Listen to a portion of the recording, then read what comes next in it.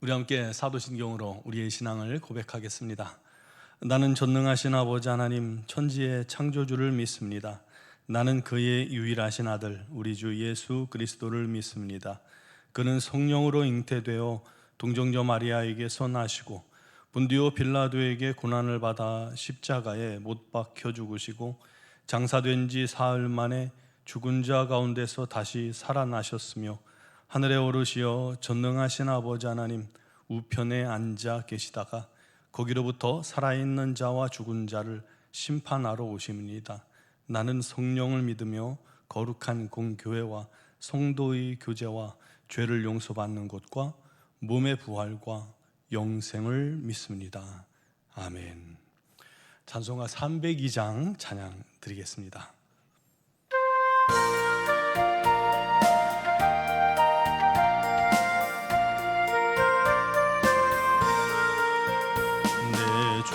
하나님 넓고 큰 은혜는 저 큰 바다보다 깊다. 너도 다주를 끌러 깊은 데로 저 한가운데 가보라. 언덕을 떠나서 창파에 배 띄워 내 주 예수 내 맘껏 쳐가라. 왜 너 인생은 언제나 거기서 저 큰 바다 물결 보고 금이 모르는 깊은 바다 속을 한 번에 아련보나.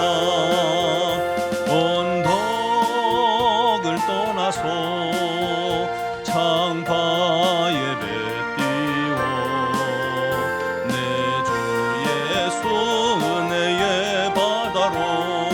내 맘껏 쳐가라. 많은 사람이 얕은 물가에서 저 큰 바다 가려다가 찰싹거리는 작은 파도 보고 마음 약하여 못 가네. 언덕을 떠나서 창파에 배 내 주 예수 은혜의 바다로 내 맘껏 쳐가라.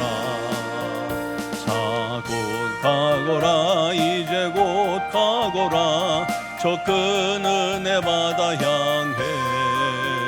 자 곧 내노를 저 깊은 데로 가라. 망망한 바다로 떠나서 창파에 배 띄워 내 주 예수 은혜의 바다로 내 맘껏 쳐가라.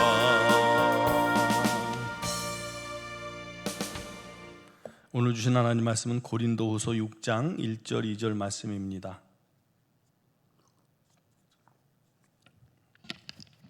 고린도후서 6장 1절 2절 말씀을 봉독하겠습니다.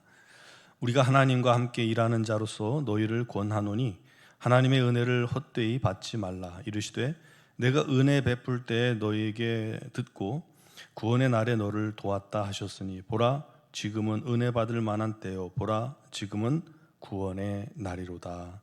아멘. 독일의 히틀러가 나치를 조직하여 세력을 확장하던 시절 교회는 갈라졌습니다. 침묵하고 권력에 동조하는 교회가 있는가 하면 소수는 복음의 진리를 수호하려고 싸웠습니다. 그때 독일 신학자 디트리 보네퍼는 깊은 고민 속에 이렇게 말했습니다. 오늘날 교회 안에 가장 큰 위험은 값싼 은혜다 하고 말이죠. 값싼 은혜가 뭘까요? 하나님의 아들 예수께서 십자가에 죽기까지 하시며 세상 무엇과도 비교할 수 없는 값비싼 대가를 치르시고 우리에게 죄사함과 구원의 은혜를 선물해 주셨는데 그 값지고 고귀한 은혜를 우리가 너무나도 쉽게 생각하고 너무나도 가볍게 여기는 것, 그게 값싼 은혜입니다. 특히 중한 죄의 길에서 방황하다가 예수님을 만나 죄사함의 기쁨과 은혜를 진정 맛본 사람이라면 그 은혜의 가치를 어느 정도 알겠지만, 모태신앙이라든가 그렇게 나면서부터 어려서부터 부모님 손에 의해 교회를 다님으로 인해서 자연스럽게 예수 믿게 되고 그 믿음으로 구원받은 사람들은 자칫 구원의 은혜를 너무나도 당연한 것으로 여기고 그 은혜의 가치를 과소평가하는 경우도 많이 있습니다. 예를 들어서 자녀들이 부모님의 희생과 사랑을 당연한 것처럼 여기고요, 감사하지 않고 불효하는 것처럼 말이죠. 나중에는 엄마 아빠가 날 위해서 해준 게 뭐 있어? 라고 그렇게 이야기하기까지 하죠. 보네포는 은혜는 우리를 값없이 부르지만 동시에 우리의 삶 전체를 요구한다라고 말하기도 했습니다. 당연한 것이죠. 말도 안 되는, 갚을 수 없는 큰 은혜를 받았음을 아는 자라면, 1만 달란트 빚진 것을 탕감받았음을, 그 은혜가 얼마나 큰 것인 걸 아는 자라면 어쩌면 당연히 이제 남은 삶 전부를 주께 드려 주를 위해서 살아갈 것입니다. 그것이 옳은 일이잖아요. 합당하고요. 1만 달란트 탕감받은 종이라면 당연히 주인을 위해 살아가야 되겠죠. 십자가의 구원은 주님께서 주신 놀라운 선물입니다. 공짜가 아니에요. 어디서 주워다가 너 가져 하고 건네준 것이 아닙니다. 주님의 존귀한 생명으로 값을 치르고 우리에게 주신 영생 얻는 선물입니다. 그 은혜를 깊이 깨닫고 기꺼이 이제 남은 인생을 주를 위해 살겠다고 다짐하는 그런 성도들이 되기를 바랍니다. 바울도 본문에 그렇게 경고합니다. 우리가 하나님과 함께 일하는 자로서 너희를 권하노니 하나님의 은혜를 헛되이 받지 말라. 바울은 하나님께서 자기를 예수의 동역자로 불러주셨다는 사실이 날마다 감사했습니다. 다메섹 도상에서 부활하신 주님을 만남으로 정말 바울의 인생은 극적으로 변화를 맛보았죠. 특히 바울은 그리스도의 핍박자였어요. 이름만 들어도 그리스도인들이 두려워서 벌벌 떠는 박해자였기 때문에 그 은혜가 더 컸죠. 더 은혜를 깊이 느꼈던 사람입니다. 그런 죄인 중에 괴수 같은 자신을 동역자, 구원해 주신 것도 감사한데 동역자로 불러주심이 얼마나 큰 은혜입니까? 은혜요 감사의 제목이었던 겁니다. 또 자신이 복음을 위해 일하다 보니까 하나님의 은혜가 얼마나 놀랍고 큰 것인지 더 깊이 깨닫게 된 것이죠. 그래서 말합니다. 우리가 하나님과 함께 일하는 자로서 너희를 권하노니 하나님의 은혜를 헛되이 받지 말라. 이 은혜가 헛되이 되지 않게 해야 한다는 것입니다. 여러분, 은혜가 헛되이 된다는 것은 무슨 의미일까요? 첫째는 은혜를 우리가 머리로만 받고 마음까지 은혜가 없는 거예요.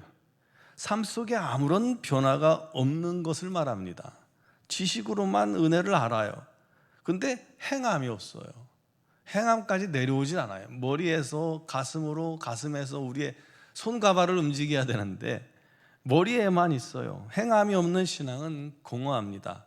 농부가 밭에 씨를 뿌렸는데 어떤 밭은 30배, 60배, 100배 열매가 있는데 어떤 밭은 아무런 열매가 없는 것과 같습니다. 그것은 은혜를 헛되이 받은 것입니다. 두 번째는 은혜를 자기 영광으로 소비할 때 은혜가 헛되게 됩니다. 하나님께 받은 은혜는 하나님께 영광을 돌리라고 주신 것입니다. 그런데 정작 그것으로 내가 높임을 얻는다면 헛된 것이죠. 은혜를 헛되게 만드는 것입니다. 사람들이 간증을 하잖아요. 그 참 주의할 것은 그 은혜를 간증하면서 결국 그 은혜가 내 자랑이 된다면 은혜를 헛되게 만드는 것입니다. 세 번째는 은혜를 내 일로 미루며 외면하는 것이 은혜를 헛되게 하는 것입니다. 오늘의 은혜는 오늘 임합니다. 마치 광야에서 내리던 만나처럼 말이죠. 만나는 그 하루를 위해 주신 것입니다. 그 은혜를 놓치지 않길 바랍니다. 그러려면 어떻게 해야 되죠? 그 은혜를 누리기 위해서는 광야로 나가서 거둬야 합니다. 나가지 않으면 그날은 굶어야 돼요. 안식일 전날에는 2배로 거둘 수 있었습니다. 걷지 않으면, 믿지 않고 하루치만 똑같이 걷으면 안식일에는 굶을 수밖에 없어요. 은혜가 부어지는데 어떤 사람은 필요한 은혜를 공급받는가 하면 어떤 사람은 공급받지 않아요. 나가지 않았어요. 그래서 바울이 외칩니다. 보라, 지금이 은혜 받을 만한 때요, 지금이 구원의 날이로다. 방주가 닫히면 후회해도 소용없는 것처럼 여러분, 우리가 늦잠 자면 새벽에 임하는 은혜를 거둘 수 없습니다. 바로 지금이 은혜가 임하는 시간임을 기억하시기 바랍니다. 우리 주님의 은혜를 얻기 위해서 우리가 부지런해야 합니다.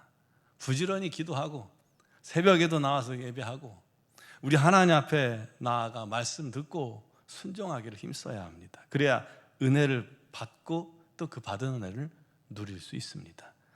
아무것도 안 하고 감 떨어지듯 밑에서 입만 벌리고 있는다고 그게 되겠습니까? 아무런 은혜 받을 노력도 하지 않고 내 안에 신앙이 성장하길 바란다는 것도 웃기지 않습니까? 교회 20년 30년 다니면 뭐합니까? 아무것도 노력하지 않으면, 은혜를 거두지 않으면 은혜가 뭔지도 모르고 성령이 뭔지도 모르고 그렇게 살아가고 있지 않을까요? 사랑하는 여러분, 하나님의 은혜가 오늘도 마치 비처럼 부어집니다. 그 은혜를 머리로만 받지 말고 삶 속에서 그 은혜를 누리고 너무나도 그 은혜가 감사해서 우리 하나님을 찬양하기 바랍니다. 은혜를 자기 영광으로 소비하지 마세요. 은혜 받기를 내일로 미루지도 마세요. 날마다 부어주시는 그날의 은혜가 있어야 오늘을 승리한다, 오늘을 내가 살 수 있다고 여기고 그렇게 은혜를 사모하시기 바랍니다. 그래야 주님을 더 사랑할 수 있고요, 그때 우리가 이웃을 사랑할 힘을 얻는 겁니다. 그런 은혜가 날마다 넘치는 우리 모든 성도들이 되기를 주님의 이름으로 축원합니다. 기도드리겠습니다. 사랑하시는 아버지, 은혜를 원합니다. 더 원합니다. 더 충만하기를 원합니다. 더 가득하기를 원합니다. 주의 은혜가 우리 발목이 아니라 무릎까지, 아니 허리까지, 아니 창이라도록 부어져서 그 은혜의 날마다 기뻐하고 감사해서 누구보다 더 뜨겁게 우리 주님을 사랑하고 누구보다 더 뜨겁게 주님을 위해 살아가게 하시고 누구보다 더 뜨겁게 우리 주님께 영광 돌리는 삶을 살아내게 하시고 누구보다 더 뜨겁게 주님의 증인 되게 하여 주옵소서. 아버지, 오늘 새벽에도 주님 앞에 나온 사랑하는 성도들, 주께 간구하는 모든 기도에 주님께서 들으셔서 은혜 베풀어 주옵소서. 특별히 육신의 질고로 어려움 당하는 지체들에게 치유의 은혜가 넘치게 하여 주옵소서. 우리 주님께서 원하시는 것은 자녀들의 강건하게 사는 것이니 우리 하나님의 뜻을 좇아 믿음으로 구하는 자에게 오늘 치유의 능력을 허락하사 강건케 하시고 우리 하나님께만 영광 돌리게 하여 주옵소서. 아버지 하나님, 삶 속에 참 많은 문제들이 있습니다. 고통스러운 일들, 눈물을 흘리는 일들이 있습니다. 우리 하나님께 이 모든 것을 아뢰고 맡길 때에 우리 하나님께서 합력하여 손을 이루시는 놀라운 역사를 있게 하여 주옵소서. 하나님을 사랑하는 자, 그 뜻대로 부르심을 입은 자들에게는 모든 것이 합력하여 손을 이룬다고 하셨사오니 아멘하고 믿는 자에게 우리 하나님 모든 것이 합력하게 하시고 그를 통해서 우리 하나님 영광 나타내게 하여 주옵소서. 아버지 하나님의 놀라우신 은혜를 전하지 않고는, 자랑하지 않고는 견딜 수 없는 심령들 되어 주의 증인 되게 하여 주옵소서. 이 나라 이 민족도 오직 우리 하나님께서 붙드시길 원합니다. 너무나도 혼란스럽고 너무나도 고통스럽고 너무나도 급박한 그런 지경에 놓인 이 민족을 불쌍히 여겨 주옵소서. 세계적으로 또 국내 정치적으로 참 너무나도 막막하고 어렵습니다.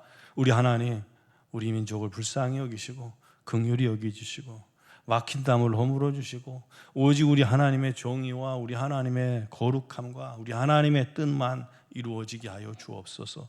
믿는 자들의 기도를 들으시고 이 민족을 다시 살려주시고 은혜 베풀어 주옵소서. 미얀마 양군 한인중앙교회를 기억하시며 우리 하나님의 영광이 나타나게 하시고 아버지, 우리 선교사님들에게 날마다 세임과 능력과 지혜를 더하시고 건강 주셔서 사명 잘 감당하게 하여 주시옵소서. 오늘 새벽에도 영상을 통해 예배하는 모든 심령들, 주님을 찬양하는 모든 영혼들 우리 하나님께서 기억하시며 은혜 가운데 충만케 하시기를 믿사옵고나오며 예수 그리스도의 이름으로 기도드리옵나이다. 아멘.